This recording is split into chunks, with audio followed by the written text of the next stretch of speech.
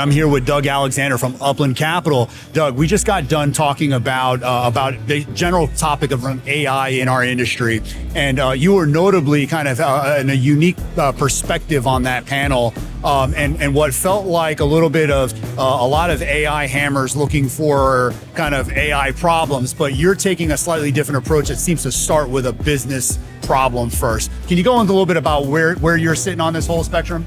Yeah, happy to. Yeah, so ultimately you got to start with the problem and the design first, and you want to break that into as small pieces as possible, right, and figure out how you can prove it. Like, I've seen so many of the novelty technologies that kind of go from an itch of an idea, and it takes a while before they're real. I think of blockchain, if I think of IoT, if I think of cloud, all of these things started with the concept, and AI is there, but it's starting to become real, and I think it becomes part of our everyday fabric, but you still need to get that problem right, and there's no extra points for doing something in AI if the math doesn't work.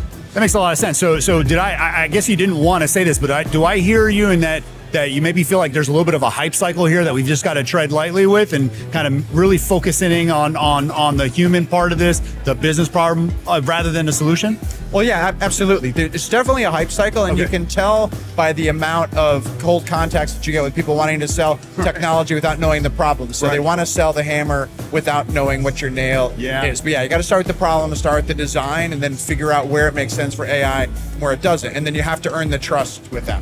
Roger that. I want to, so you mentioned up there your kind of your architecture being, and I've got an architecture background myself, and in my space, I'm leveraging this as an opportunity to really double down on the notion of business-led enterprise architecture. Yeah. Are you leveraging it the same way? You see it as an opportunity? Oh, I absolutely do. Yeah, and so AI is really kind of help push our governance. Yeah. Because it's a piece of, you need the data, you need the security, you need to get a sense of how do you make sure that it's secure, and who is this company that you're sharing your data with, and then how do you support it, and what happens if that company isn't here tomorrow? What does that look like? How do you build the resilience around it? 100%. Just to wrap up here, Doug, give me your 20-second word of advice for a CIO, CTO in this space that's confused with the AI stuff. Where to go, where to start, how to approach it. Give them your advice, or give her your advice.